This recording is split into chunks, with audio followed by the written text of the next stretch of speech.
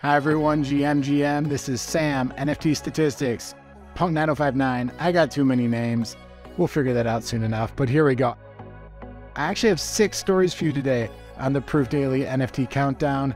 Let's get to it. The first is just a basic macro overview, the downtrend I was talking about yesterday in ETH prices for NFTs continues. This is the large cap index. It fell another 1.2%.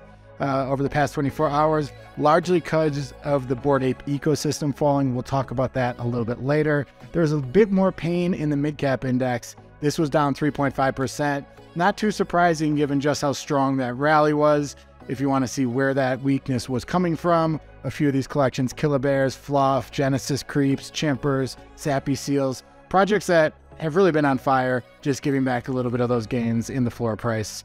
Also, art blocks had a slow day. One thing I like to look at is, where was the most volume on different art blocks projects, different art projects, GMDAO, all those things. And you can see that only 2 projects of all of those had more than 10 ETH of volume. Pretty rare. Only 5 had more than 5 ETH of volume. So a pretty slow day all around. Hopefully we'll bounce back. Nothing to get too worried about, but a little bit of weakness. Story number 2, Proof Grails begin minting. I work at Proof, as you know. I don't talk about Proof that much. My job is to look at the entire ecosystem, talk about other projects. But when something cool is happening at Proof, gonna include it. So here's a basic chart that looks at the total sales of Proof Grails passes over the past week or so, and the average price. The price for a Grails pass got up to about 3.2 ETH. There were over 120 sales yesterday. Fell back a little bit to 2.65. The reason I want to talk to you about Grails, though, is because I didn't even know what Grails was until I joined Proof. And here's the basic idea. Every single member of the Proof Collective, plus a few other people based on moonbirds they might own, gets a Proof Grails pass. What that pass entitles you to is one of 20 pieces of art, okay? There are 20 different pieces of art that are selected by Eli Scheinman, runs that project for us. And he gets 20 different artists to create a different piece. Now, the real kicker about this is when you are picking the piece, you don't know who the actual artist is. So there's a week where you pick which one you want to mint, and then at the end of the week, we do a reveal where you find out which artist there was for each of the pieces. Now, some of these artists have huge provenance and can really, these grails can be really worth a lot. In the last season, Snowfro had a piece. That piece is now worth 13.45 ETH. Grand Riven Yoon had a piece, which is worth 7.69 ETH. With this one, I think everybody knew what it was. But as you can see with Snowfro's, it looked a lot different from the rest of his work. So a lot of times what's really cool about this is artists use Grails to experiment with a different medium or something totally new. Here you can see a piece, title is in Korean, but it's by Dmitry Cherniak, and he's a generative artist, and he tried a photo, and that now has a 14 ETH floor. In case you want to know what that Korean means, crosswalk. So a photo of a crosswalk. And then I think most famously, Larva Labs, the makers of Autoglyphs, of CryptoPunks, had a piece in the first season, which now has a 30 ETH floor for their piece. That sold as high as 80 ETH at one point. So really kind of an interesting project. You never know what you're going to get. There's a new mechanism this year where generative artists can create pieces where there are 150 different outputs. Okay, so in the past, it's just been one piece that everyone gets the same one. Now, generative artists can create something where there are 150 outputs, so that's a little bit new. 6 more days see if you want to buy a pass and pick one, or for people who have a pass to mint. Number 3.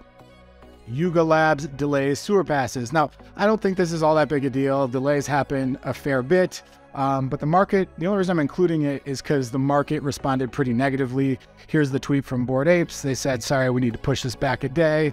After the mint, you're going to see a 24-hour delay until the Dookie Dash begins. So that's going to be consistent, and we'll see these passes hopefully get minted today. I'm very curious where they trade. I think 30,000 is a lot for the number of people who really want to devote all their energy to a game. I think the real alpha, the real value is going to be in the top tier. Because I think if you're going to devote your life to sitting in a basement and playing this game nonstop, getting the highest score, which will get you the best result to mint the coolest NFT, I think you're just not going to want to do that unless you're getting the absolute top tier. So I think there's going to be a premium for the top tier, and then the next 3 tiers probably will fall off a fair bit from that. You can see that in response to the delay, though, you had a pretty big sell-off in the Bored Ape assets. You can see that right there. Looking just in the past day, overall between the apes, the kennels, and the mutants, that package was down about 5.5%, with the biggest fall-off in percentage terms in Kennel Club. Now, a few people are saying, I saw this a little bit on Twitter, that a lot of people were liquidating or selling so they could pay off BendDAO loans. This chart here looks at Bored Apes and Mutant Apes, how many loans are taken against those NFTs, and you can see that it hasn't really fallen off that much. You had a little bit of a dip in Bored Ape Yacht Club. I think that Franklin undid a few of the loans he had out, but broadly speaking, the loans outstanding are still in that 350 to 400 range, which is a pretty consistent number for BendDAO, Apes, and Mutants. Next story, A Kid Called Beast. Okay, I just wanted to talk about this project. I want to do a little research because it has been on my OpenSea, top list for a very long time. By a very long time, I mean 4 days, 3 days, which in NFTs is a very, very long time. Here's the art, looks pretty cool. The NFTs are unrevealed at this point, but I think it's pretty cool looking stuff. Another PFP project. Here are some of the numbers, peaked in trades on January 15th, pretty normal right after the mint, but the average price per sale has gone up and up. Average price, I think, is around 0.55 right now, and the floor price is 0.45 ETH. So what's kind of interesting about this project? What makes it different from another PFP? Not that it has to be. Maybe people just like the art. One of the things that is quite cool is that when you minted, you actually got to pick which type you wanted. So there are 20 different types, maybe 21, not sure. They correspond with different personality types. So here's one, Silicon Alley, which they said is the type that you'd want to mint if you are a hacker. There was loners, which is nowhere parks, people who like to be on the park. They had one for chefs. They had all sorts of different personality types, and you can mint the one that corresponds to yourself, put a little bit more identity in your PFP. I thought that was kind of cool. Obvious big question, which ones are selling for the most money? Are there any? Because each of them was limited. And of course, the answer is Wag Me Way, the degen type. One of these sold for as high as 1.9 ETH. Again, these are unrevealed. So an unrevealed is, if it just said this is a Wag Me Way Kid Called Beast, one sold for 1.9 ETH. The floor is now 1.1 ETH versus the overall collection floor of 0.45. So degen's gonna degen. Degens want the degen. Kid Called Beast, NFT, not surprising. Wag Me Way, kind of cool. Another thing that is kind of unique about this project is you can put your NFT in AR. You can look at them in AR. So augmented reality is one of the themes that they're going after. I don't know any other projects that have gone after augmented reality in the way that this team seems to be doing it. That also seems quite cool. And then when you look at the roadmap, it seems like a lot of the things that we're used to, partnerships, merch, music, fashion, metaverse, stuff like that. So a lot of the other things seem like they've been out there. There was a little bit of controversy around the mint. They had an allow list of something like 25,000, I believe, and they really whittled it down to 9,000, saying that there were a lot of bots in the system. So that was one thing, whatever, that happened, made a couple people upset. The team, gets good reviews, has been apparently working on this for a year. So that's the basic idea behind this project. I personally own none, but kind of interesting one, and since it's been around so much, I figured I would cover it.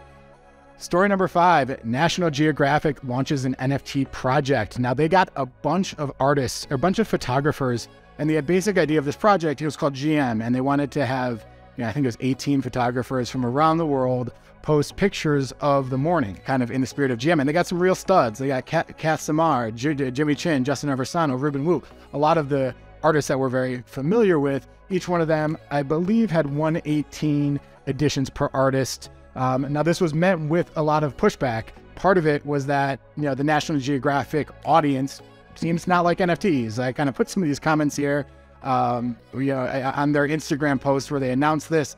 A lot of people were super negative. I thought it was kind of funny to read. Just a reminder of how much the average person does not like the fact that we like to spend money on JPEGs.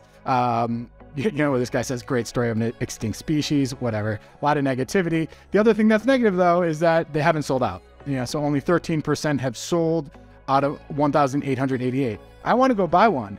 Kath Samar's meme cards are over 1,000 supply, and they're trading at, you know, 0.8 ETH. That's the floor for her meme card. You know, here you can buy for 215 Matic a piece that has a much smaller supply. So I was trying to go buy one. The problem was when I went through the KYC process, and you have to go through the KYC process, I got delayed. So I'm queued. But I'm still going to go and try to buy it. I just can't do it yet because I'm in the queue for their verification process. So that's what's going on with Nat Geo. It seems like there's a fair bit of negative energy. I'm excited that Nat Geo's getting in the space. I think they got cool artists, technical glitches. Like, we're NFT people. Like, we could not be more used to it. But have a look. I might try to mint one or two if I can do that. And then lastly, story number 6, notable sales. The first is a 1-of-1 XCOPY sold for 206.9 ETH. Here's a chart. You can see where has this exact piece sold over the past 2 years. May of 2020, it sold for 5.5 ETH, which was $1,000 at the time. Another sale a year later for 52 ETH, and a year and a half later, this is selling for 206.9 ETH. You can see it looks like it was Aaron Bird who made the purchase today. Now, in the scheme of XCOPY sales, as we all know, right-click save guy sold for 1,600 ETH, over $7 million.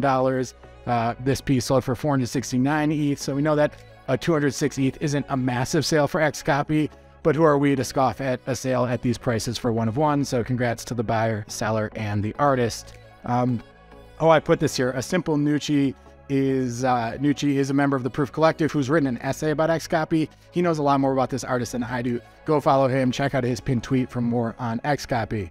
There was a Bluebeam sale. Oh shoot, I put the wrong name here. That was 9234 was the number, the serial number of the ape, but it was sold for 260 ETH to Leor.eth. He is the founder of Mutant Collars, Mutant Hound Collars, that recent project that has a lot of success. This guy loves Bluebeam apes. All 4 of these Bluebeam apes are his. Now, my first take when I heard 260 is that that's actually a little bit cheap for Bluebeam apes. I think in the past you've seen sales at 300, you know, 400, even more for Bluebeam's apes. This one's got noise first. So I thought it was a little bit at the low end, but still, you know, again, that is a lot of money to pay for a JPEG, so can't scoff at it at all. And then the last sale, the last thing I'm talking about today is this Hoodie Punk with a pipe, sold for 286.69 ETH. You know, with CryptoPunks, I always like to go to deep NFT value. Those guys have, I think, the best oracle in the game, and they thought that this actual valuation for this punk was 313 ETH, largely because of the hoodie, but also because of the pipe, the glasses. You know, overall, it's just a really clean, interesting punk. So this one sold at a discount. When things sell at a discount in Punkland, they normally sell to Punk's OTC. He's a trader. He flips these things. He's the most aware of where value is, where buyers and sellers are. He actually was the buyer here, so probably a pretty good deal on this punk. That's all for you today. 6 stories, first time I've ever done that. Tell me what you think. Anything that I missed that you want to talk about, please just comment here. Anything I said that you felt was a little bit off, comment here. What can we do to make this show better? We want to make it as good as possible. We appreciate everybody who has shown support and tweeted until now. We'll be back tomorrow, 3, 4, 5, maybe even 6 stories about NFTs. Have a good day.